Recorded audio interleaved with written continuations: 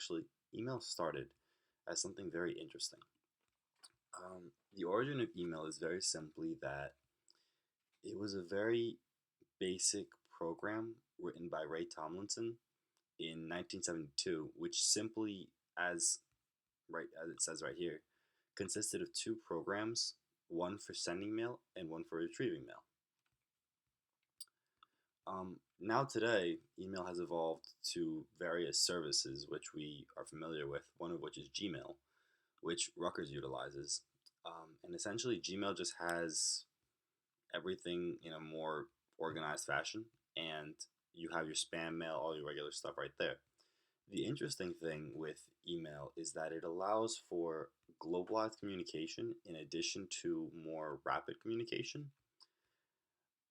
But more recently, there have been various advances in email with regards to the use of collaborative work, some of which can be the Meet feature, the Calendar feature, or even just Docs or Drive, which allows for anybody around the world to collaborate on the same document or the same piece of information.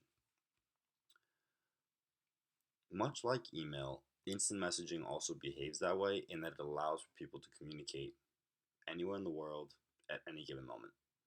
Some names within the world of instant messaging are WhatsApp and Skype. And then, of course, some other email accounts are Inbox, Proton, which I've never heard of, Gmail, and Yandex. And of course, Outlook, which many Microsoft units use, or even corporations just have as a default. A little bit of research that I actually came across when I was actually looking into this concept of email and how it benefits leadership and how it is used in the workplace is that email is useful based on how the leader employs it. So essentially, one of the main conclusions from a study which I found was that employees generally want face-to-face communication. Um, but certain times, leaders utilize email in a constructive manner in which employees will actually accept it as well. But more typically, employees do prefer face-to-face communication.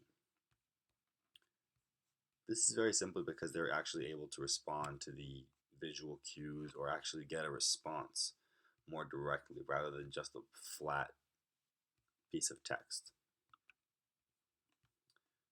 The other study which I found, which referenced a similar concept, was that here, face to face communication actually, email spikes, email activity spikes before face to face meetings, which makes sense because people actually are more curious as to what the meeting is about. And they also just want to prepare. So that's a very interesting concept because it shows the principle of timing and it shows how leaders can stimulate conversation and add to the face to face meeting by utilizing email, which is interesting because of how it goes against certain aspects of stereotypical leadership. In the past, it's been said that technology and the workplace are very incohesive, I assume. Uh, but this shows otherwise in that if a leader can properly implement technology, it can be very, very beneficial. And that's pretty much it. I think that the premise of this discussion is that email, IM, really any piece of technology requires for a leader to be versed in the technology and cognizant of their employees. Like, you're not going to give a less an employee with a lesser technological literacy an IM and tell them, okay, use this. No, you would give it to somebody who you know would be able to utilize it or who would actually understand it and take advantage of it. So I guess that's pretty much all I really have to say on the concept.